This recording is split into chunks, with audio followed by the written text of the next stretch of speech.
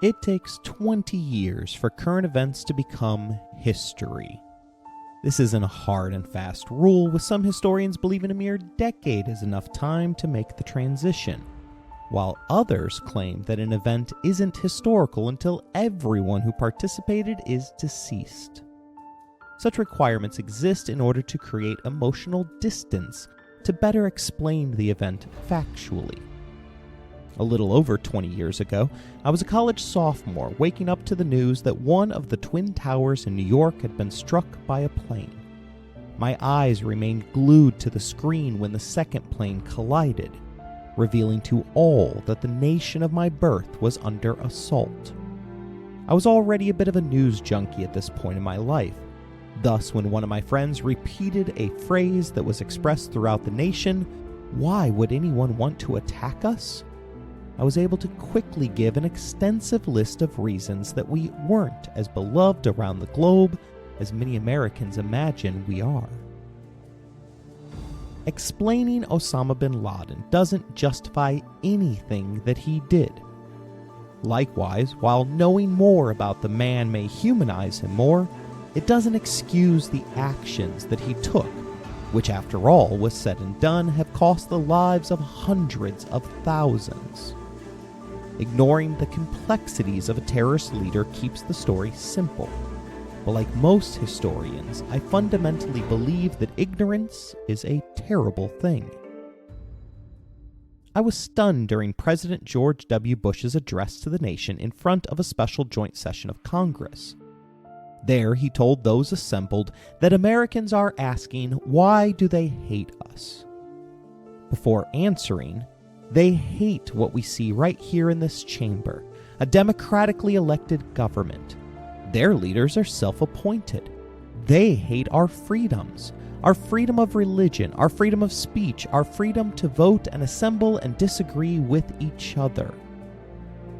While there are elements of truth in this presidential statement, it's a gross oversimplification of bin Laden's reasoning, to the point that the terrorists issued a direct rebuttal to our president, informing those willing to listen that, quote, "Security is an important foundation of human life, and free people do not squander their security, contrary to Bush's claims that we hate freedom. Let him tell us why we did not attack Sweden, for example.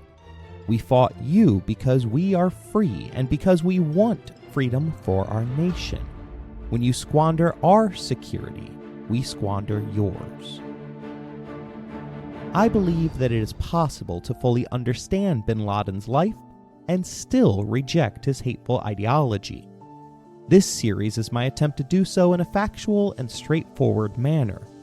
To tell the whole story, though, we have to include his viewpoint, as disgusting as that may be.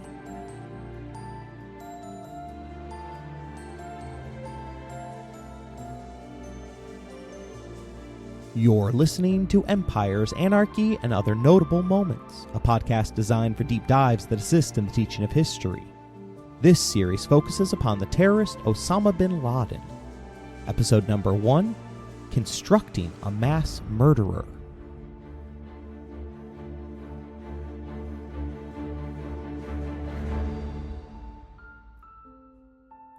Terrorists are not born, they're created. Such an adage can apply to any individual that breaks bad. Many religious zealots, however, might disagree with such a sentiment.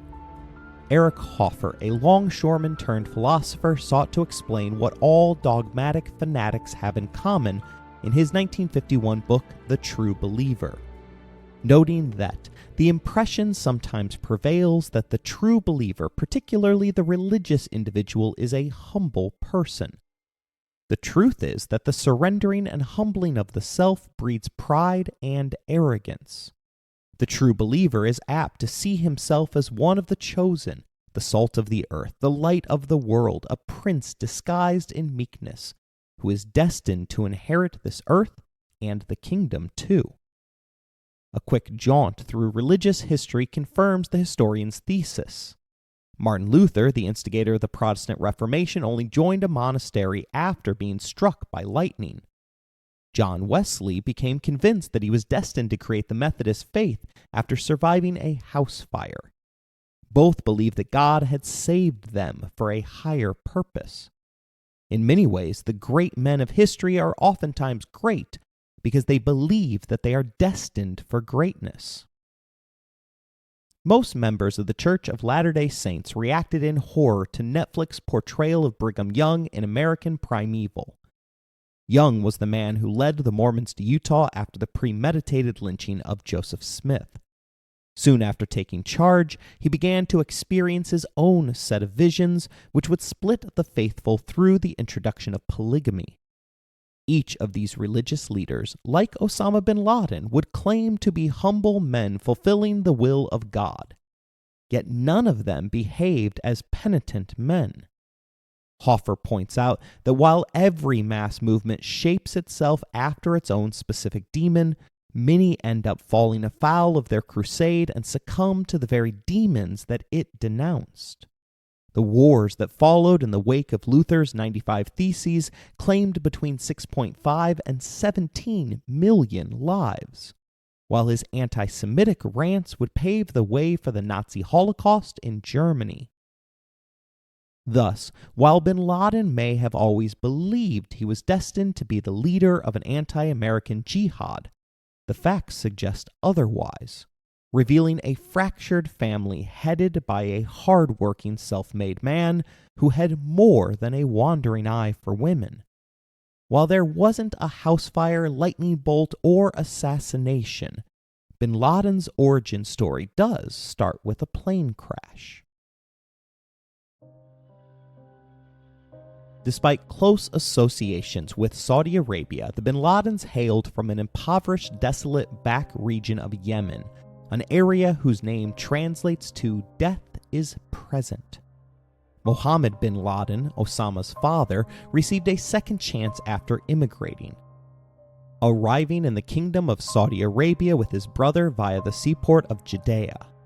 In 1931, 1 year after migrating, he formed a construction company.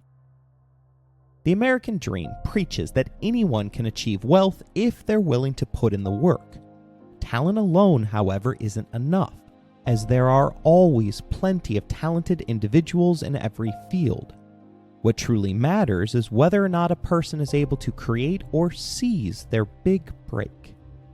Muhammad's moment came because of the creation of a ramp which would allow the wheelchair-bound King Faisal to move easily between the floors of his palace. Rather than just completing a job, Muhammad parlayed the goodwill he earned into a contract to develop a major road from Jeddah to the holy city of Medina.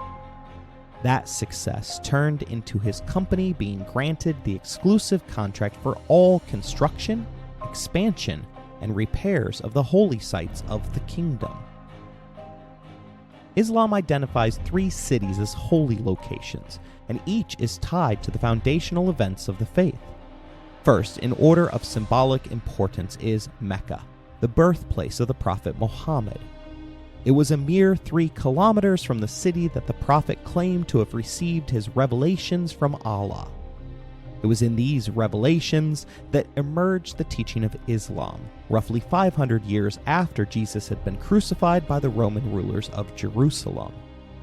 The second location is Medina, which became known as the city of the Prophet, due to the fact that their residents were far more willing to consider what Muhammad was selling. A major reason for their tolerance towards Muslims came from the fact that a large portion of Jewish civilians had previously introduced the concept of monotheism to the region. The city's willingness to at least listen granted Muhammad the most precious resource available: time. Eventually, enough converts accepted his words as truth that the city went to war with Mecca. They won the encounter without significant bloodshed, in what became viewed as one of the miracles of Muhammad. The third holy city of Islam is Jerusalem, as it was the site of Muhammad's death and ascension into heaven. As with all religious matters, my role as a historian is merely to explain how each faith affects the events contained within our historical story. As no one living can prove or disprove any religious doctrine, I will introduce concepts through the beliefs and understandings of their followers. Some might wonder why Muhammad was on his way to Jerusalem at the time of his death. The truth of the matter is that Islam is directly related to Christianity and Judaism, dating their religious story back to Adam and Eve, Moses, and all of the other characters that grace the pages of the Old Testament. Like Judaism, Muslims believe that Jesus of Nazareth was a prophet rather than the Son of God. Although they view him as an extremely powerful messenger of God, Jesus' words and deeds are identified via the first pillar of Islam to have been surpassed by Muhammad's own, whose role it was to clarify God's will through the revelation of the 5 pillars and the Quran.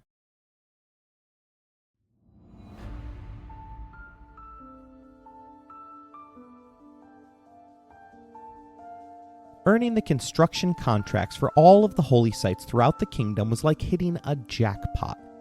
But that analogy doesn't even begin to explain bin Laden's luck, as he earned his exclusive contracts at the precise moment that Saudi Arabia became flush with untold riches via the discovery of the world's largest oil deposits. At the core of this new business relationship was trust, granting Osama bin Laden exclusive access to the royal family, a relationship that he exploited for absurd financial gain.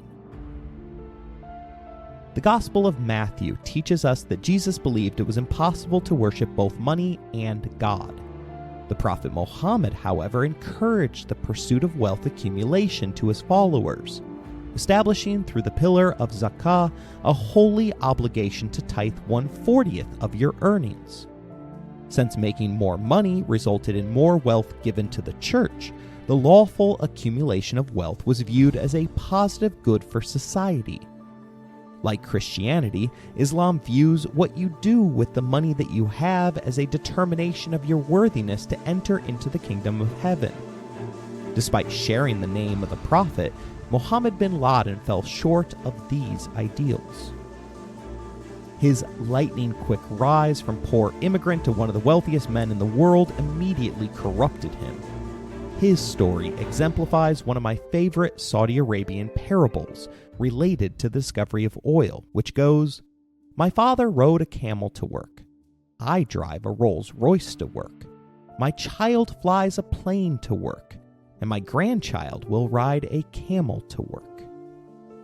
The lesson that particular saying seeks to impart is that wasteful use of a finite resource will spell doom for future generations.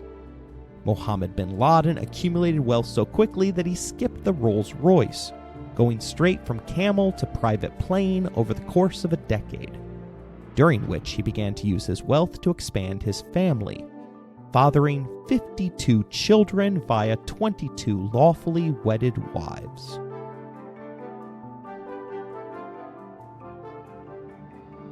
A number of figures in the Old Testament practiced polygamy, which involves a man taking more than one wife.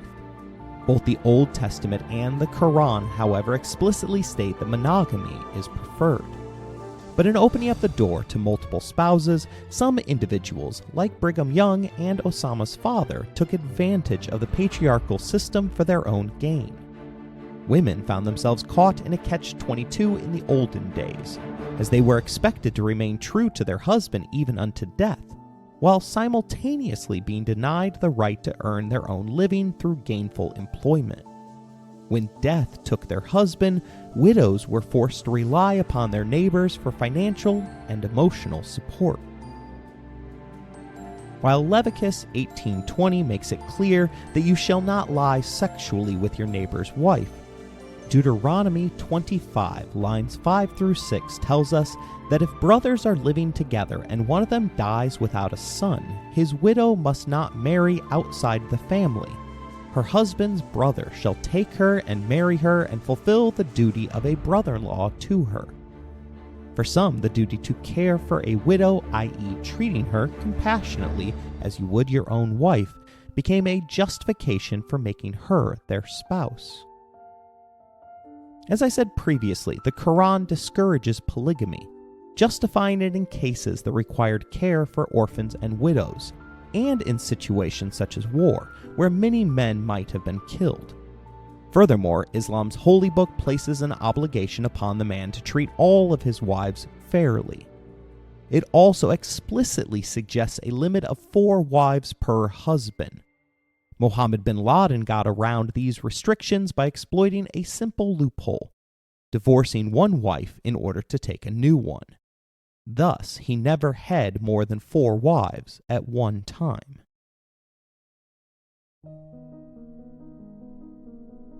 In his 50s, bin Laden came to fancy Aliyah Ghanem, a Syrian girl in her mid-teens. A couple of factors suggest that lust was the main factor in the whirlwind courtship, as the young lady was an Alawite practitioner, meaning she celebrated both Christian and Islamic holidays, something that would make her a heretic by Sunni Muslims. Despite the significant age gap, the two were quickly wed, as the Quran strongly discourages marital relations outside of the confines of marriage. Within 1 year of their nuptials, they birthed into this world Osama bin Laden. Their next child would be lost to a miscarriage. We don't know the details behind the separation, but the two would amicably divorce shortly afterwards, freeing Muhammad to marry yet another wife. Another sign that the brief marriage was primarily one of lust rather than deeper emotions is the fact that Osama's mother married Mohammed al-Attas, a mid-level manager at the Bin Laden construction company, a job that he retained after agreeing to devote his life to the boss's leftovers. Aliyah would go on to have 4 more children with her new husband. While his stepfather was regarded as a kind man, Osama adored his mother, remaining obsessively close to her throughout his life. On September 10, 2001, he called her to personally notify her that he wouldn't be able to get in touch for a while. 7 years after her son's death in Pakistan, Aliyah broke her media silence to assert that her boy was a good child who had been brainwashed while at university to join the, in her words, cult of the Muslim Brotherhood, highlighting the idea that extremism is shaped, not innate. Those who crossed paths with Osama bin Laden early on, teachers, caretakers, remember a shy, quiet figure, far removed from the man who would later launch a global jihad against the United States. He grew up idolizing Osama bin Laden despite having virtually no contact with his birth father. Historian Peter Bergen reveals to us one of the few conversations between the two men. In this instance, Mohammed attempted to bribe the 10-year-old Osama from traveling with his mother to see her family in Syria. On that day, the boy's love of his mother proved to be greater than his desire for a pet bird. Bergen writes that Mohammed bin Laden told his son that he couldn't be bribed with earthly things, which was a testament to Osama's true Muslim nature. It was one of the only times that Osama ever had a serious discussion with his biological father. Osama often proudly told the story of how Mohammed bin Laden would routinely visit the 3 holiest Islamic sites during the course of one day, offering his morning prayers in Medina, his afternoon prayers in Mecca, and then his evening prayers in Jerusalem because he had his own plane. On September 3, 1967, that luxury jet went down near the Yemen border, killing his father and closing one chapter of the story.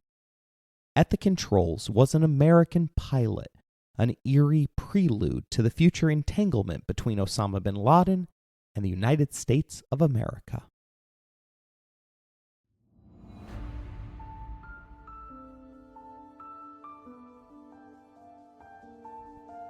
Mohammed's death wasn't the sole factor in 1967 becoming the formative year in Osama bin Laden's life, as the 6 Days War expanded Israel to 3 times its former size, establishing it as an insurmountable barrier to Palestinian statehood.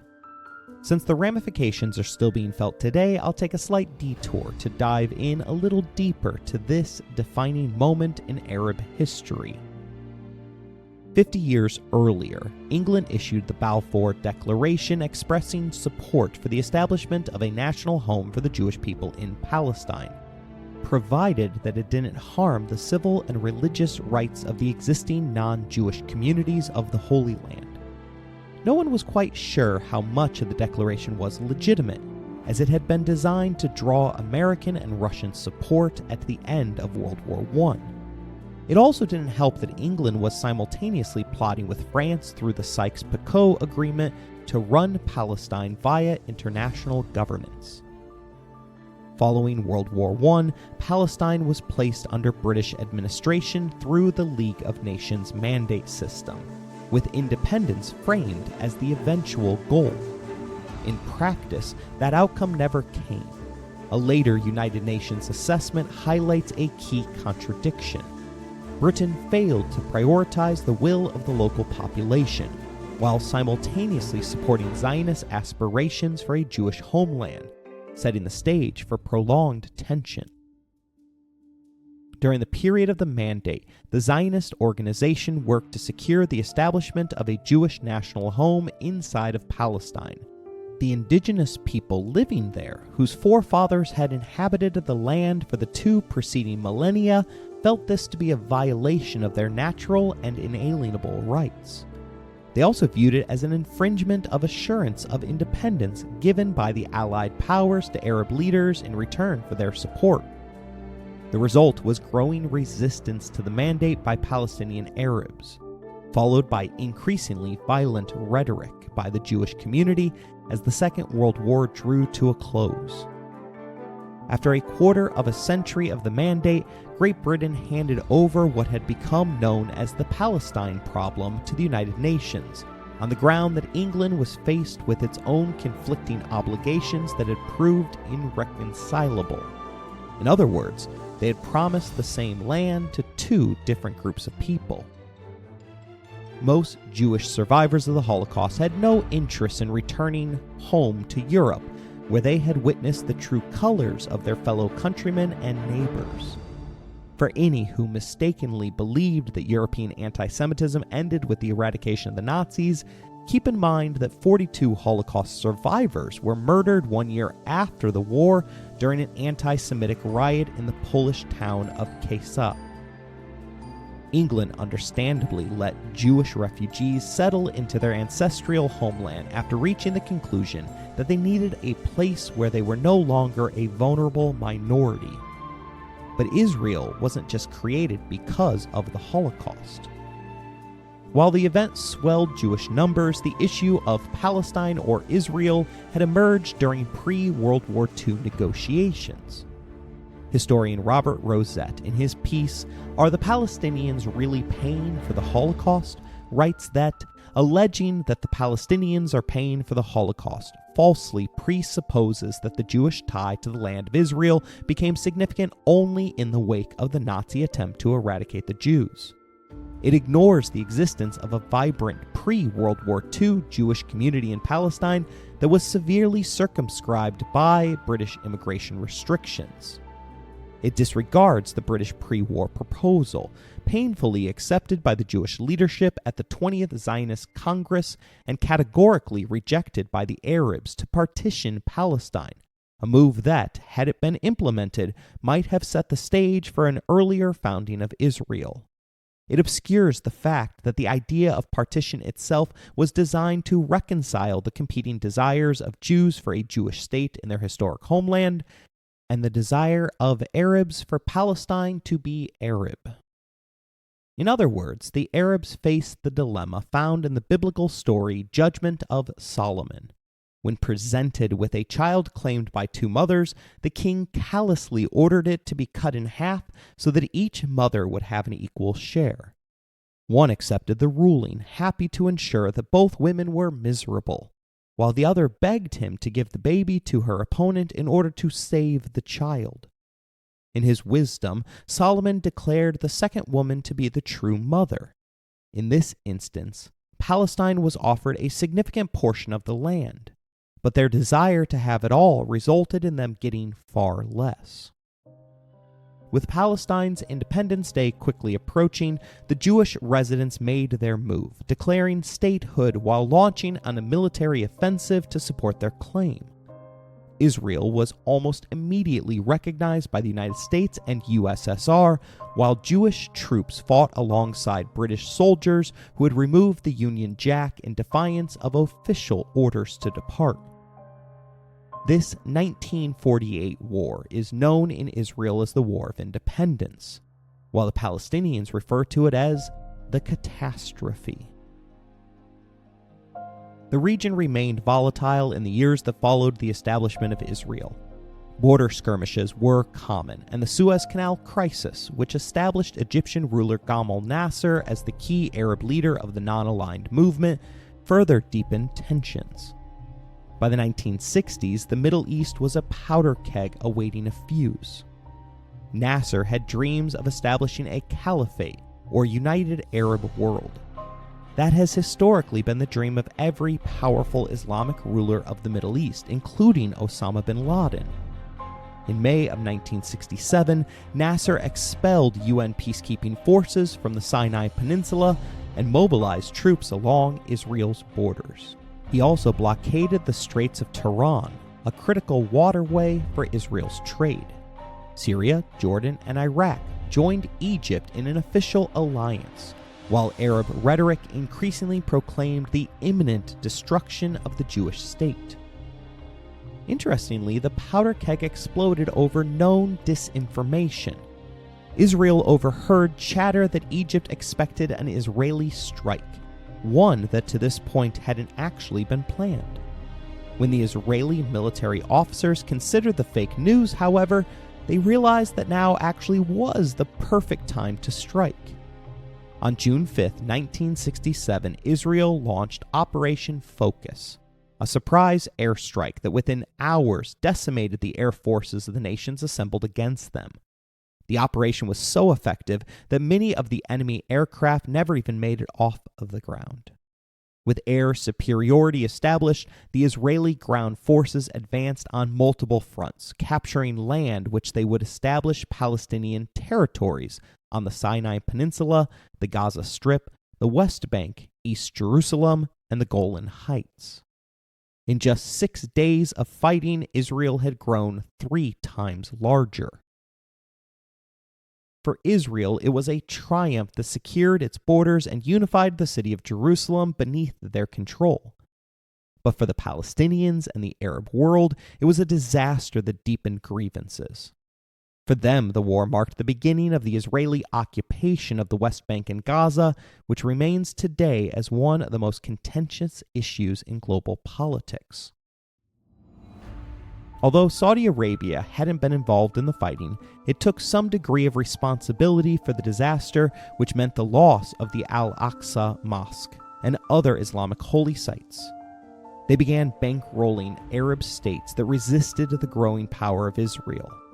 Osama's father, like many Saudis, approached the situation with vengeance in their mind. The construction executive went so far as to ask his engineers whether it was possible to turn their 250 bulldozers into 250 tanks to, in his words, use against the Jews because they have captured our land. Hatred of the Jewish people was a trait that Osama shared with his father. In an interview with a Pakistani journalist, the leader of Al-Qaeda revealed that he named his first child born after the September 11th attacks Saife. The name was chosen for a woman famous for killing a Jewish spy during the life of the Prophet Muhammad. The proud new dad proclaimed his wish that his newborn daughter will kill enemies of Islam. Issam Derez, a contemporary of bin Laden, explains that the 1967 defeat was transformative, as it wasn't a military defeat. It became a civilizational defeat. We didn't know that we were so backwards, we were so delayed, so behind the rest of the modern civilization. There was an earthquake in the Arab Islamic personality, not only in Egypt, but in the entire Arab world. At just 10 years of age, Osama bin Laden wasn't able to truly process what was going on, but the men and women who would serve as his mentors did. Add in the fact that he was grieving the death of a father whom he respected but had hardly known, and one can see the cracks building within a child, fissures which would come to be filled with hate. Bergen tells us that following his father's death, Osama, always a grave child, became even more subdued, and he increasingly embraced fundamentalist Islam. He later told his own children that the mental turmoil caused by the death of his father led him to memorizing the Quran, which he could recite by heart as an adult, a major feat of memory as there are more than 6,000 verses in the holy book. Reading scripture isn't what converted him, as all Muslims are required to read the Quran from cover to cover as part of their passage into adulthood. At this point in his life, it was still possible for bin Laden to avoid radicalization. His father's company was put into a trust by the King of Saudi Arabia, with Osama receiving 2% of its shares in accordance with Islamic inheritance laws. Although it seems minuscule, that share was enough to make him a multi-millionaire multiple times over. He began to attend a prestigious school in Judea, which had been modeled after British academies, complete with school attire that included mandatory westernized ties. Yet again, the word shy is the description de jour from the teachers that remembered him during this period in his life. He was intelligent, but not the greatest student. Still, there was nothing in his permanent record that suggested terrorist mastermind as a future career path. He left the kingdom in the summer of 1971, attending a school in Oxford, England, complete with rowing classes on the Thames. It was on these hallowed grounds that he hung out with individuals from around the world, including a group of non-hijab-wearing Spanish girls who befriended him for the summer. In interviews, they suggest that more than his father, Osama was held back by negative thoughts about his mother, whom he told the Spaniards was beautiful, but not a wife of the Quran, merely a concubine.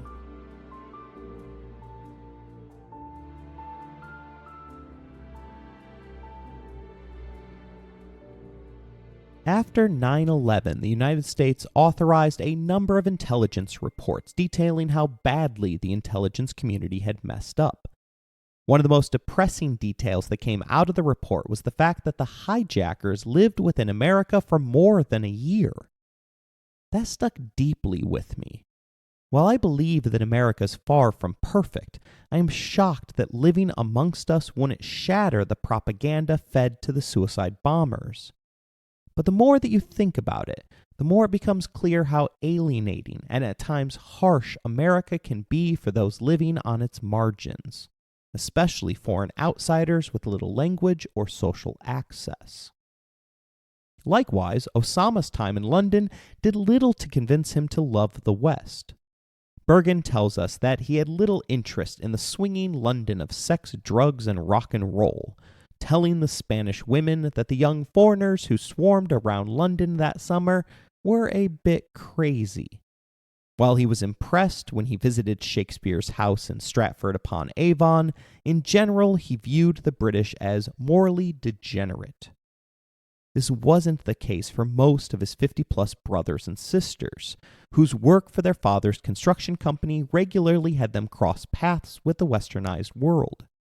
While some of his family embraced a party lifestyle, Osama turned inward to the Quran's strict teachings regarding modesty. While his own children embraced stealing sips of Pepsi and Coke, Osama refrained from drugs, alcohol, and any substance which might be considered addictive, purifying his body by the example of the Prophet. He became increasingly drawn to people who shared his worldview, gradually moving into an ideological echo chamber that reinforced his certainty that he was right, regardless of any evidence to the contrary. The first major influence upon him was a young Syrian teacher who led his pupil down the rabbit hole during after-school Islamic study sessions. In imitation of him, Osama adopted the style and habits that Americans typically associate with Muslims, shortening the legs of his trousers, growing out his beard, and openly challenging moderates. At just age 14, Osama claims that he began to think about jihad. Although it was a different era, I will note here that the National Institute of Health points out that young adolescents aged 14 years are less able to create options, identify a wide range of risks and benefits, foresee the consequences of alternatives, nor gauge the credibility of information from sources with vested interests. In other words, it is at that precise age that they are susceptible to radicalization. The changes were noticeable to the point that neighborhood kids began to subtly alter their behavior around bin Laden. He began to model his behavior after the Prophet Muhammad, increasingly interpreting not just the Quran literally, but the Hadith as well. This secondary book is written by the Prophet himself. It is here that one finds the guidelines that a proper Muslim ought to model. This includes the notion that women should cover up in public, while men shouldn't show off their midriffs. He fasted every single Monday and Thursday as the Prophet had, and he woke himself up in the middle of each night in order to get in an extra set of prayers. Still, he was just a teenager, albeit a teenager with money. Among the diversions from his faith were fast cars and horses. Even these distractions from religion, however, pointed to his desire to live in accordance with a fundamental interpretation of Islam. Case in point was the fact that he named one of his horses after the companions of the Prophet.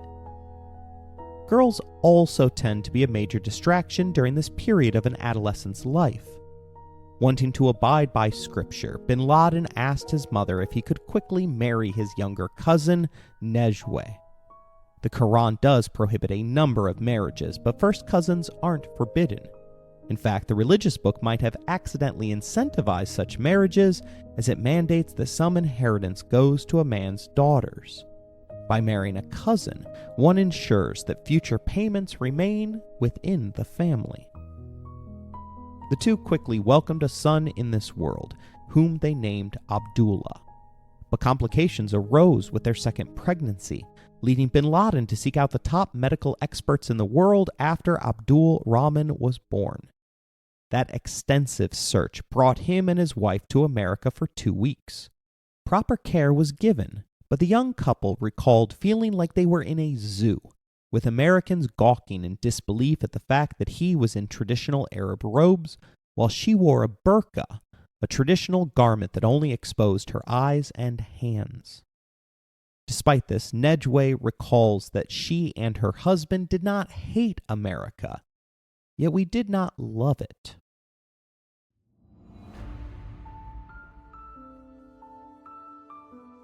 While she took care of their growing family, Osama went to university in Jeddah to study economics and business administration. This spoke to the fact that the plan at this point was to continue working for his father's businesses. College, however, has the ability to alter one's intentions. Bergen points out that Osama came of age as the Muslim world was experiencing an Islamic resurgence known as the Awakening, which followed the defeat of the Arab states during the 1967 war with Israel. The Egyptian writer Sayyid Qutb, a key ideologue for the Muslim Brotherhood, providing much of the theoretical underpinnings that shaped it. The Awakening had revolutionary features because Qutb's writings contended that most Muslim government systems were mired in jahilah, a state of pre-Islamic ignorance and even barbarism, a charge that was implicitly directed against the authoritarian regimes of the Middle East. That aspect of the period fixed a target in the mind of Osama bin Laden. It took away the guardrails that protected the world, as Bergen notes that in Qutb's critical book Milestones, he provided inspiration for Islamist movements across the Muslim world, explaining that jihad must not only be defensive in nature, but also waged offensively. Qutb wrote, "The persons who attempt to defend the concept of Islamic jihad by interpreting it in the narrow sense of the current concept of defensive war, they lack understanding of the nature of Islam and its primary aim." Let's unpack this statement a little bit. Obviously, war is violent, But the first thing that I want to point out is that the Egyptian doesn't feed the flames for those who seek to proclaim that violence is inherent to Islam. While he talks of the nature of Islam and its primary aim, he's referencing its universalizing nature, i.e., the goal of the faith is to convert the entire world, something that Christianity also seeks. The authoritarian regimes of the Middle East at this time were either secular, meaning non-religious, or worse, ones that manipulated Islam in an effort to control their people while privately violating all of its tenets behind the scenes. Secondly, jihad, which is akin to a holy war or crusade, is a belief that is contained within the holy books of Islam. Historian John Esposito teaches that the importance of jihad is rooted in the Quran's command to struggle, the literal meaning of the word jihad, in the path of God and in the example of the Prophet Muhammad and his early companions. In its most general meaning, jihad refers to the obligation incumbent on all Muslims, individuals, and the community to follow and realize God's will, to lead a virtuous life, and to extend the Islamic community through preaching, education, example writing, etc. Jihad also includes the right, indeed the obligation, to defend Islam and the community from aggression. Throughout history, the call to jihad has rallied Muslims to the defense of Islam. Osama bin Laden would go on to embrace the Quran's command to struggle by modeling his life after the Prophet. This included forgoing air conditioning despite living in multiple cities which regularly reached 100 degrees, as well as foregoing any modern medicine that hadn't been around during Muhammad's lifetime. We can nitpick about the efficacy of this, but it meant that bin Laden's struggle was shared by all of those around him, including two of his children who had to hide the fact that they had secretly purchased inhalers to deal with their asthma. He also believed in the defensive nature of jihad, a call to arms which he would answer during the Soviet invasion of Afghanistan, something that will be the focus of our next episode. Still, fighting isn't a requirement, even during jihad. Prayers or monetary support suffice to fulfill one's religious obligations. Qutb's teaching, however, had just opened a door which bin Laden would barrel down, as the concept of offensive jihad suddenly allowed the Muslims to claim that they were doing God's will by striking first. According to Islamic tradition, the Quran was revealed to the Prophet Muhammad, who then recited it from memory. These recitations were later written down. In one passage, chapter 2, verse 190, the text says, "Fight in the way of God against those who fight you, but do not be the aggressors. God does not love aggressors." Trying to reconcile the teachings of Sayyid Qutb with what he saw as the will of God, Osama bin Laden argued that U.S. support for authoritarian regimes in the Middle East justified what he framed as a defensive jihad. Under that interpretation, he claimed all Muslims had a duty to respond, whether through direct action, financial support, or prayer. 99.9% of Islamic scholars and practitioners, however, rejected his claims, even after the United States invaded Afghanistan in retaliation for the 9/11 attacks. American Muslims, for instance, felt no holy obligation to pray for the defeat of their own nation. But under the interpretation that Osama bin Laden embraced, he didn't need mass approval to launch his own personal jihad against his perceived enemies. Jamal Khalifa was bin Laden's closest friend in college, and the two young men went down the rabbit hole together. Bergen informs us that Khalifa, who probably understood bin Laden as well as anyone, said that he developed a very literal interpretation of Islam that he felt he had to carry out. And he was very much afraid that if he did not do so, God would punish him. By the time he was 20 years old, bin Laden was a fully fledged religious zealot, convinced that if he did not follow his ultra-fundamentalist interpretation of his religion to the letter, he would face the wrath of God. This conviction that Allah would strike him down if he didn't fulfill his calling is ultimately what radicalized Osama bin Laden. It was a feeling that he had no choice but to follow God's will. Keep in mind how I started this episode. True fanatics tend to overemphasize their importance, particularly to the eyes of God. Like Luther, Wesley, and Young, Osama believed that Allah was particularly focused upon him.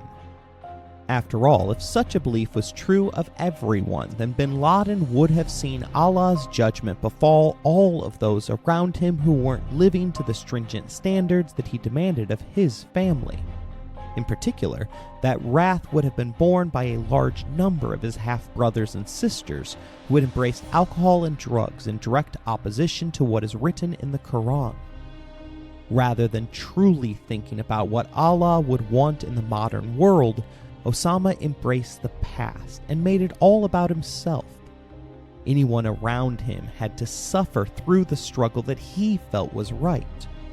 In one later instance, which shows the insanity of this obligation, bin Laden dragged his family, including a couple of infants, into the desert with little water and food in order to help prepare them for the day when the Americans would chase them out into the wilderness. As the sun went down and the scorching desert temps fell to a state of deadly chill, he had his family dig holes to bury their bodies for warmth.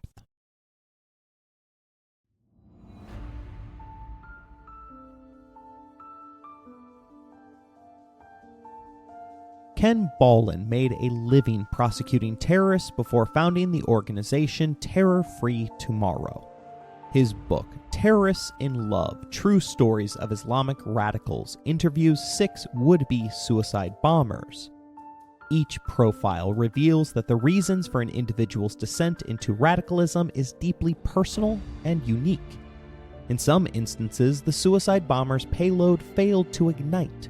In others, they managed to survive the blast, emerging in a horrifically wounded state.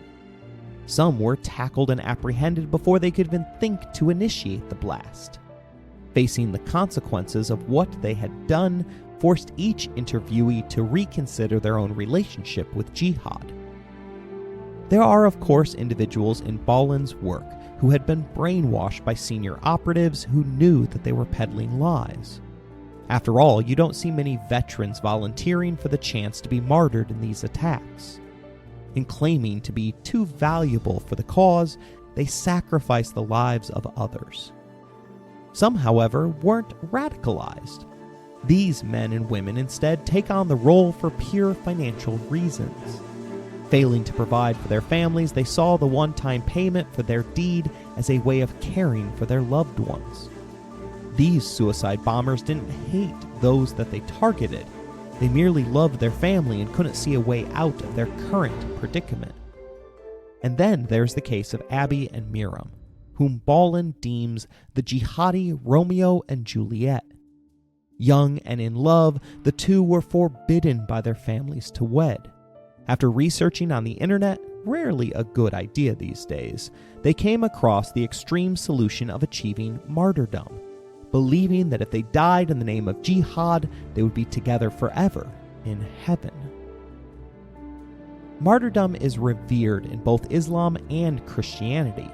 Although violence carried out in the name of religion is frequently denounced by mainstream leaders, history reveals periods, most notably the Crusades, when religious authorities endorsed warfare as a form of devotion.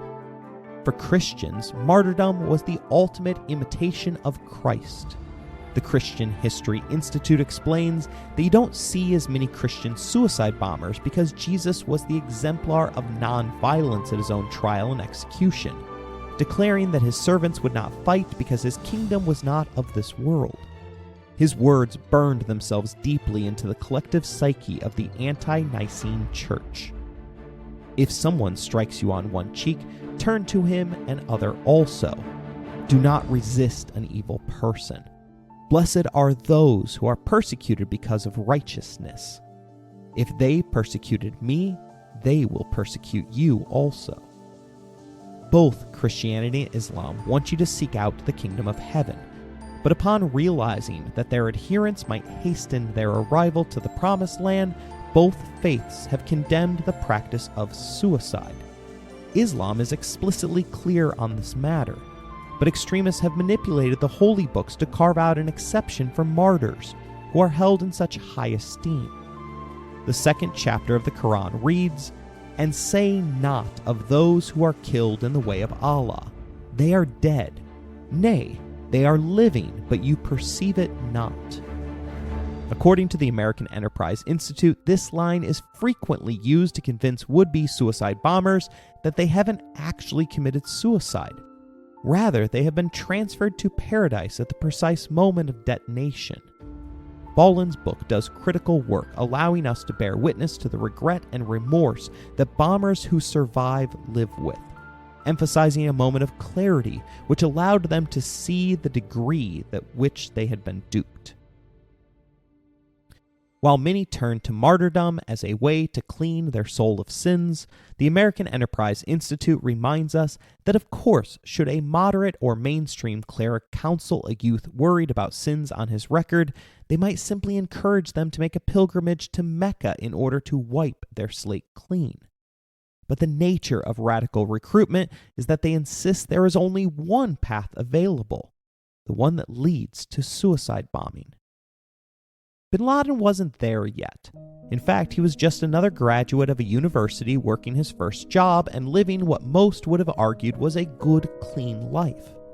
He had money, a wife who loved him, and 2 healthy sons. He also had a job working on holy shrines and fulfillment of his spiritual calling. So what caused him to become the world's most famous terrorist? A man whose actions launched the American-led war on terror, a war that has claimed the lives of more than 900,000 individuals. We'll examine 2 particular instances that were instrumental in his transformation from pious dad to mass murderer in our next episode. I hope you enjoyed today's episode. If you want to interact with the show, you can email us at resourcesbylowery@gmail.com or find us on Bluesky beneath the handle EmpiresPod. If you would like to financially support the show, please look in the description for more information. As always, thank you for listening, rating the show, and spreading the word.